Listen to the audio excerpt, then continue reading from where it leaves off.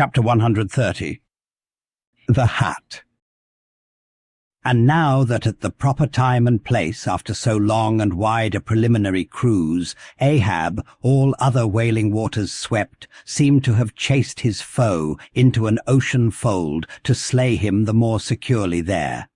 Now that he found himself hard by the very latitude and longitude where his tormenting wound had been inflicted, now that a vessel had been spoken which on the very day preceding had actually encountered Moby Dick, and now that all his successive meetings with various ships contrastingly concurred to show the demoniac indifference with which the white whale tore his hunters, whether sinning or sinned against. Now it was that there lurked a something in the old man's eyes, which it was hardly sufferable for feeble souls to see. As the unsetting polar star, which through the livelong Arctic 6 months' night sustains its piercing, steady, central gaze, so Ahab's purpose now fixedly gleamed down upon the constant midnight of the gloomy crew.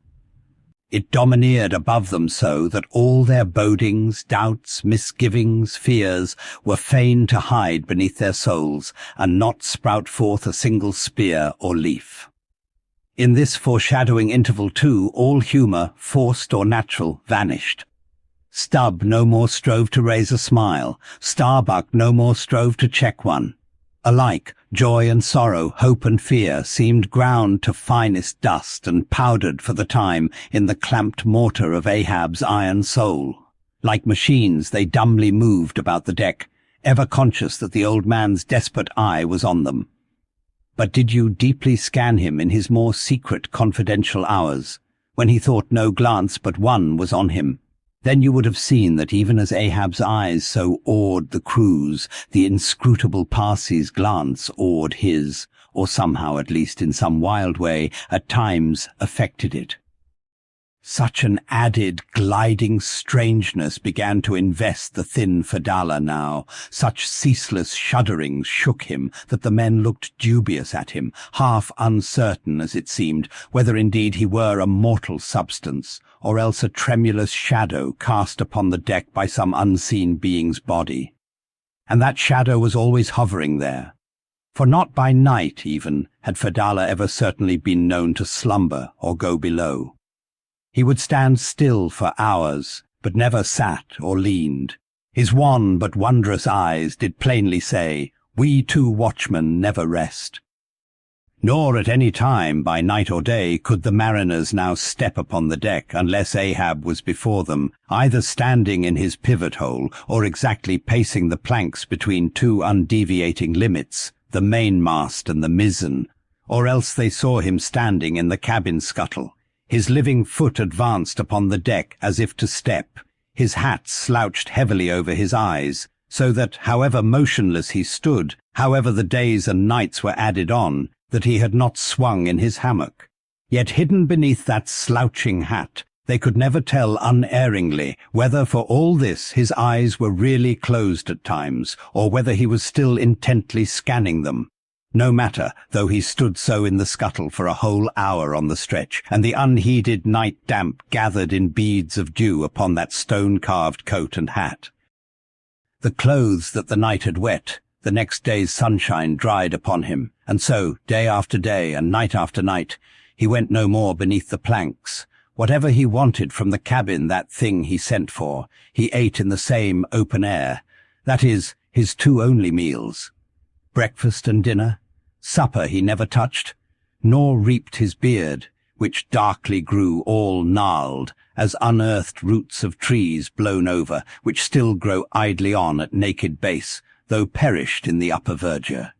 But though his whole life was now become one watch on deck, and though the Parsi's mystic watch was without intermission as his own, yet these two never seemed to speak, one man to the other, unless at long intervals some passing unmomentous matter made it necessary.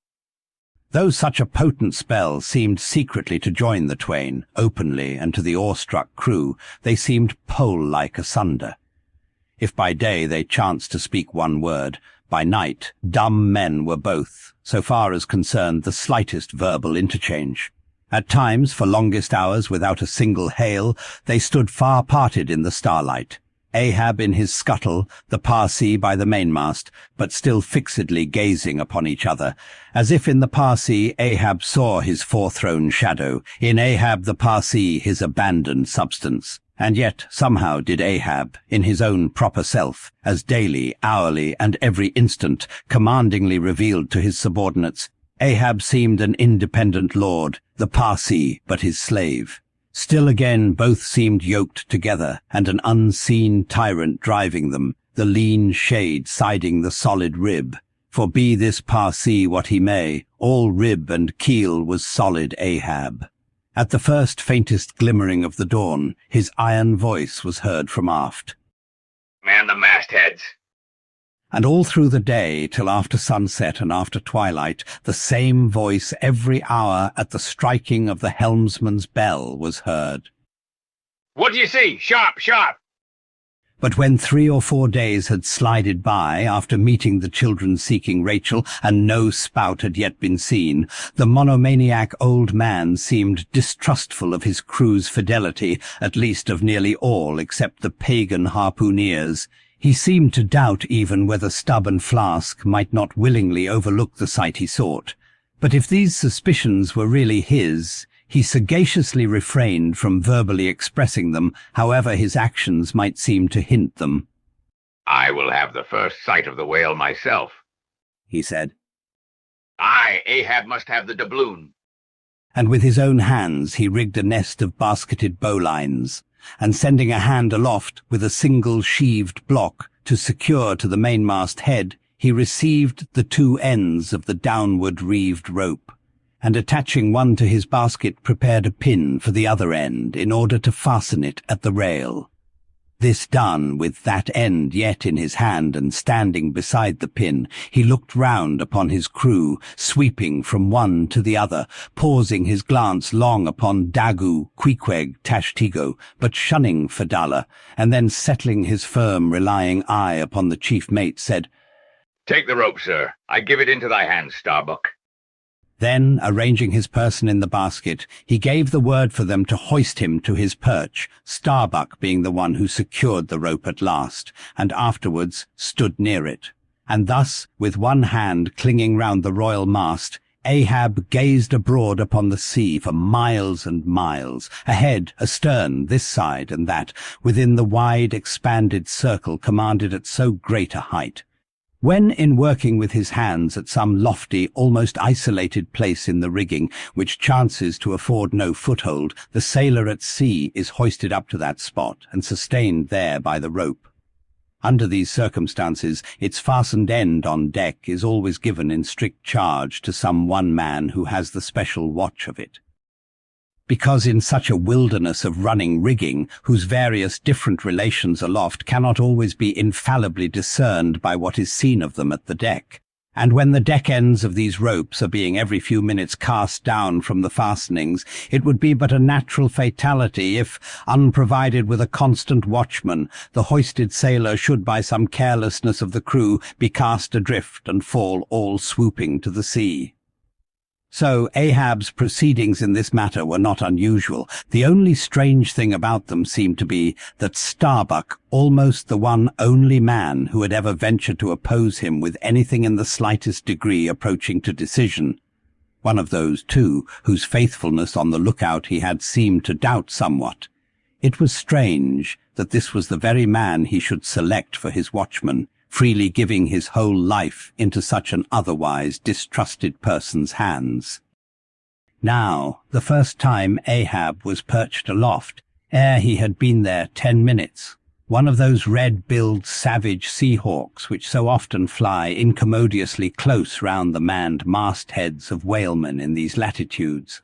One of these birds came wheeling and screaming round his head in a maze of untrackably swift circlings. Then it darted 1,000 feet straight up into the air, then spiralized downwards and went eddying again round his head, but with his gaze fixed upon the dim and distant horizon. Ahab seemed not to mark this wild bird, nor indeed would anyone else have marked it much, it being no uncommon circumstance. Only now almost the least heedful eye seemed to see some sort of cunning meaning in almost every sight.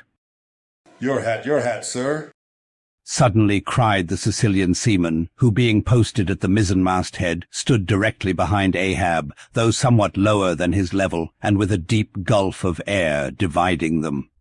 But already the sable wing was before the old man's eyes, the long hooked bill at his head. With a scream, the black hawk darted away with his prize. An eagle flew thrice round Tarquin's head, removing his cap to replace it, and thereupon Tanaquil, his wife, declared that Tarquin would be king of Rome.